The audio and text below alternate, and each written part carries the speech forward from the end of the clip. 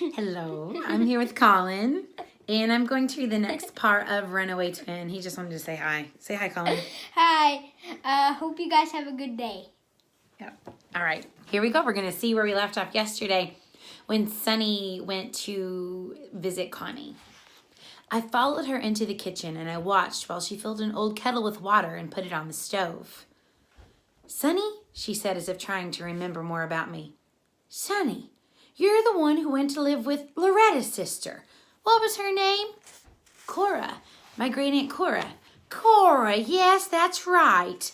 Cora, is she still living? Oh, I don't know. I didn't stay with her very long. She sent me to live with her son. Jared, that no good who caused her nothing but trouble from the day he was born? She looked shocked. Well, he didn't keep me long either. Well, that's no surprise. I can't imagine Jared putting himself out there for anyone. So where did he send you? I didn't want to go through the whole long list of people I live with, so I said, I became a ward of the state, and I've been in foster homes. Oh, you were better off that way. Jared was mean. Connie poured 2 teas into china cups and placed them on matching saucers and set them on the table. I sat across from her. Now I'm looking for my sister's Star. I hope someone here in the neighborhood would know where she went to live. Well, you came to the right place, she said. You know where she is? Oh, I don't know exactly where she is now, but I know who took her after the accident. It was the Andersons, Al and Becky Anderson. They used to live down the street, and they didn't have any children. And when Loretta's sister said she could only take one of you girls, Becky and Al offered to take the other one. They were such a nice young couple.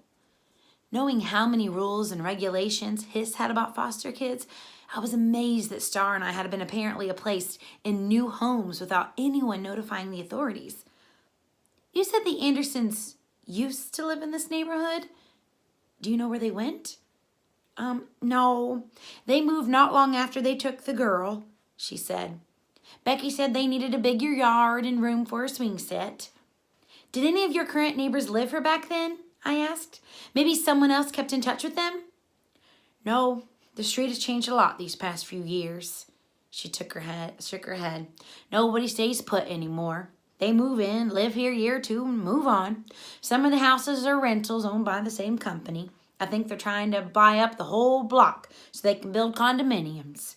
She sipped her tea. Isn't like it used to be when folks stood in one spot. Do you have a phone book that I could look at to call? I asked.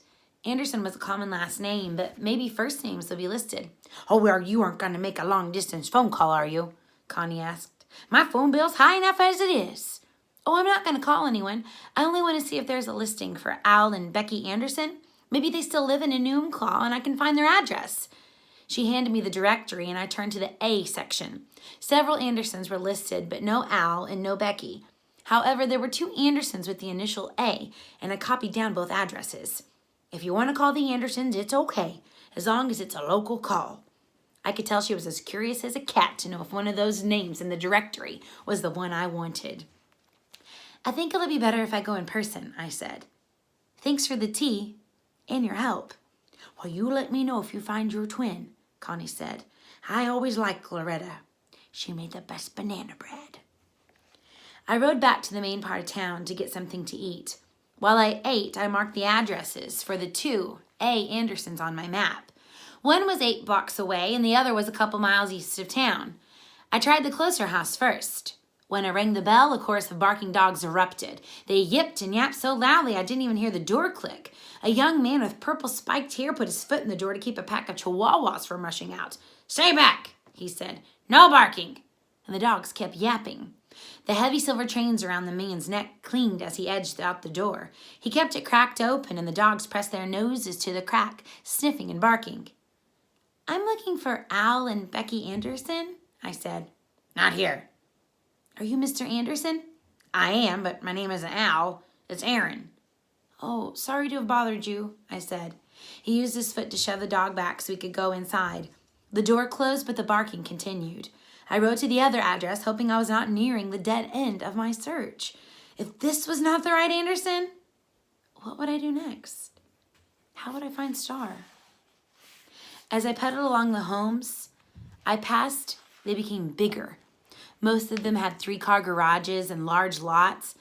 The address, when I found it, was a big white house with green shutters. Window box bloomed with pink geraniums, and the lush green lawn made me want to walk barefoot on it. It was the kind of house you see on the cover of a magazine. While I sat on my bike looking at the house, a young boy rode by on a scooter. "Hi," I said. "Do you live around here?" He stopped. "I live on the corner." "I'm looking for the Anderson family," I told him. "Do you know if this is where they live?" "That's it," he said. "Do they have any kids?"